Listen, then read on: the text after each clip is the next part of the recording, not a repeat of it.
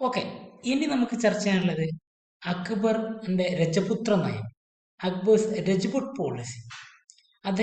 അക്ബറിന്റെ മതനയവുമായി ബന്ധപ്പെട്ട ഒരു സംഭവമാണ് അദ്ദേഹത്തിന്റെ രജപുത്ര നയം. അക്ബറിന്റെ രജപുത്ര നയം വളരെ ആസൂത്രിതമായി രൂപപ്പെടുത്തിയതാണ്. അതിന്റെ കാരണം ഇന്ത്യയിൽ കാലങ്ങളായിട്ട് ഭരിച്ചുകൊണ്ടിരുന്ന ഒരു വിഭാഗമാണ്, ഭരണം നടത്തിയിരുന്ന രാഷ്ട്രീയ അധികാരം കൈയാളിയിരുന്ന ഒരു വിഭാഗമാണ് രജപുത്രർ.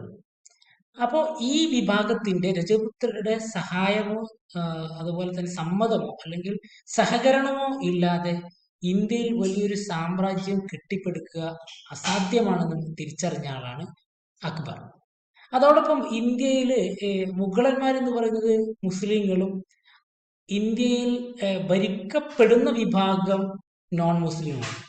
അപ്പൊ രജപുത്രന്മാരുടെ സഹായം ഉണ്ടെങ്കിൽ അല്ലെങ്കിൽ അവരുടെ സപ്പോർട്ട് ഉണ്ടെങ്കിലാണ് ഒരു സാമ്രാജ്യമായി അല്ലെങ്കിൽ ഇന്ത്യയിൽ മുഗളന്മാർക്ക് വലിയൊരു സാമ്രാജ്യം കെട്ടിപ്പടുക്കാൻ കഴിയൂ എന്ന് കൃത്യമായി തിരിച്ചറിഞ്ഞ ആളായിരുന്നു അക്ബർ. അങ്ങനെയാണ് ഒരു കൃത്യമായിട്ടുള്ള രജപുത്ര നയം അദ്ദേഹം സ്വീകരിക്കുന്നത്. അതോടൊപ്പം അക്ബർ രജപുത്രന്മാരുടെ വിശ്വാസ്യത, അവരുടെ പോരാട്ട വീര്യം, അവരുടെ യുദ്ധ നൈപുണ്യം, യുദ്ധം ചെയ്യുന്നതിനുള്ള അവരുടെ കഴിവുകളെല്ലാം അക്ബർ കൃത്യമായി തിരിച്ചറിയുകയും അംഗീകരിക്കുകയും ചെയ്തിട്ടുണ്ട്. അപ്പൊ അവരെ തന്റെ വരുതിയിലേക്ക് അല്ലെങ്കിൽ സാമ്രാജ്യത്തിന്റെ വരുതിയിലേക്ക് കൊണ്ടുവന്നാൽ അക്ബറിന് ഇന്ത്യയിലെ ഭരണം ഏറ്റവും എളുപ്പമാവുകയും വിപുലപ്പെടുത്താൻ കഴിയുകയും എന്ന് അദ്ദേഹം ആദ്യമേ തിരിച്ചറിഞ്ഞിട്ടുണ്ട്. അദ്ദേഹത്തിന്റെ മതം അല്ലെങ്കിൽ രജപുത്ര നയവുമായി ബന്ധപ്പെട്ട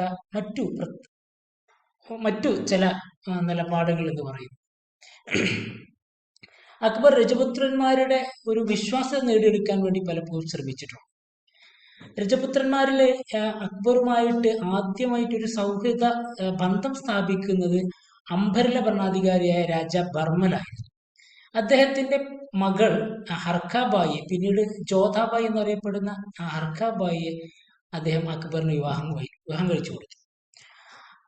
അക്ബർ ഇവർക്ക് എല്ലാം അവരുടേതായ മതസ്വാതന്ത്ര്യങ്ങൾ അനുവദിക്കുകയും അവരുടെ ആചാരങ്ങളും അനുഷ്ഠാനങ്ങളും ഫോളോ ചെയ്യാനുള്ള അവകാശം നൽകുകയും ചെയ്തിട്ടുണ്ട്. പിന്നീട് അതോടൊപ്പം ഒരുപാട് രജപുത്ര മുഖ്യന്മാര് അക്ബറിന്റെ കൊട്ടാരത്തിലുണ്ടായിരുന്നു. ഇവരെല്ലാം അക്ബറിന്റെ കാലഘട്ടത്തിൽ ജീവിച്ചിരുന്ന രജപുത്ര ഭരണാധികാരികളല്ല, അക്ബറിന്റെ മേധാവിത്വം അംഗീകരിച്ചിട്ടുണ്ട്. ഇത് അക്ബറിന് ഒരു സാമ്രാജ്യമായിട്ട് മുഗൾ സാമ്രാജ്യത്തെ മാറ്റുന്നതിലേക്ക് സഹായകമായിട്ടുണ്ട്. രജപുത്രന്മാരിലെ പ്രബലരായിട്ടുള്ള അല്ലെങ്കിൽ രജപുത്ര ഭരണാധികാരികൾ അല്ലെങ്കിൽ രജപുത്ര റോയൽ കുടുംബങ്ങളിലെ പ്രഗത്ഭര് അക്ബറിന്റെ കൊട്ടാരത്തിലെ ഉന്നത ഉദ്യോഗങ്ങളിൽ ഉണ്ടായിരുന്നു. രാജ ബീർബൽ, അതോടൊപ്പം രാജ മാൻസിംഗ്, രാജ ടോഡർമാർ തുടങ്ങിയവരെല്ലാം അതിന്റെ ഉദാഹരണങ്ങളാണ്. ഈ ബീർബലും മാൻസിംഗും അക്ബറിന്റെ കൊട്ടാരത്തിലെ 9 പ്രധാനപ്പെട്ട പണ്ഡിതന്മാർ അല്ലെങ്കിൽ പണ്ഡിത സദസ്സായ നവരത്നങ്ങളിൽ ഉൾപ്പെട്ട ആളുകളായിരുന്നു. അതിന് അക്ബറിൽ അബുൽ ഫസൽ 24 രജപുത്ര മാൻസബ്ദാർമാരുടെ ലിസ്റ്റ് അദ്ദേഹം നൽകുന്നുണ്ട്. അപ്പോൾ അത്രയും വലിയ ഒരു രജപുത്ര അല്ലെങ്കിൽ രജപുത്ര ഉദ്യോഗസ്ഥന്മാര് അക്ബറിന്റെ കൊട്ടാരത്തിൽ സദസ്സിലുണ്ടായിരുന്നു. അക്ബറിന്റെ റവന്യൂ ഡിപ്പാർട്ട്മെന്റ് തലവൻ രാജ ടോഡർമാൾ ആയിരുന്നു. അദ്ദേഹമാണ് അക്ബറിന് വേണ്ടി നികുതി പരിഷ്കാരങ്ങൾ, ദഹസാല, ജപ്തി തുടങ്ങിയിട്ടുള്ള നികുതി പരിഷ്കാരങ്ങൾ ഡിസൈൻ ചെയ്തത്. പിന്നീട് അക്ബറിന്റെ ചില പരിഷ്കാരങ്ങൾ അഥവാ പിൽഗ്രിം ടാക്സ് ഒഴിവാക്കിയത്, ജിസിയ നിർത്തലാക്കിയതെല്ലാം മതപരമായുള്ള വ്യത്യാസങ്ങൾ ഇല്ലാതാക്കുന്ന ഒരു ലക്ഷ്യം കൂടി അതിന്റെ പിന്നിലുണ്ടായിരുന്നു. ഈ മതനയം, അക്ബർ പിന്തുടർന്ന രജപുത്ര നയം എല്ലാം അദ്ദേഹത്തിന്റെ മകനായിട്ടുള്ള ജഹാംഗീർ പിന്നീട് സ്വീകരിച്ചിട്ടുണ്ട്. രജപുത്രന്മാരുമായിട്ട് ഒരു സൗഹൃദ ബന്ധം, ഒരു സമാധാനത്തോടുള്ള ഒരു സഹവർത്തിത്വവും ഒരു സൗഹൃദ ബന്ധവും ജഹാംഗീറും പിന്തുടർന്നു വന്നിട്ടുണ്ട്. അതുകൊണ്ട് തന്നെ ആ കാലഘട്ടത്തിലൊന്നും ഈ വിഭാഗത്തിൽ നിന്ന് ഒരു എതിർപ്പോ ഒരു സംഘർഷമോ മുഗളന്മാർക്ക് നേരിടേണ്ടി വന്നിട്ടില്ല. അക്ബറിന്റെ രജപുത്ര നയം വലിയ പ്രാധാന്യം അർഹിക്കുന്നതാണ്. അത് രജപുത്രന്മാരുമായിട്ട് മുഗളന്മാർക്കുണ്ടായിരുന്ന ശത്രുതയും സംഘർഷവും കുറച്ചു എന്ന് മാത്രമല്ല, അക്ബറിന് വലിയൊരു സാമ്രാജ്യം സ്ഥാപിക്കുന്നത്, ഇന്ത്യയിൽ വലിയൊരു സാമ്രാജ്യം സ്ഥാപിക്കുന്നതിന് അത് സഹായകമാവുകയും ചെയ്തിട്ടുണ്ട്. ഇനി അക്ബറിന്റെ മതനയം നമ്മൾ നേരത്തെ പറഞ്ഞതാണ്.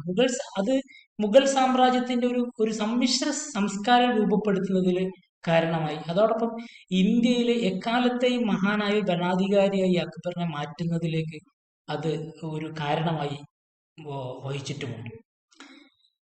അക്ബറിന്റെ ഭരണത്തിന്റെ അവസാനത്തിൽ, അഥവാ 1965 ആകുമ്പോഴത്തേക്ക് വലിയൊരു വിസ്തൃതമായ ഒരു പ്രദേശം, നോർത്ത് ഇന്ത്യയിലും സെൻട്രൽ ഇന്ത്യയൊക്കെ മുഴുവനായി ഉൾക്കൊള്ളുന്ന വലിയൊരു പ്രദേശത്ത് ശക്തമായ സാമ്രാജ്യം കെട്ടിപ്പടുക്കുന്നതിലേക്കും അക്ബർ സ്വീകരിച്ച അദ്ദേഹത്തിന്റെ മതനയവും രജപുത്രന്മാരോടുള്ള അദ്ദേഹത്തിന്റെ നയവും ഒക്കെ കാരണമായി തീർന്നിട്ടുണ്ട്.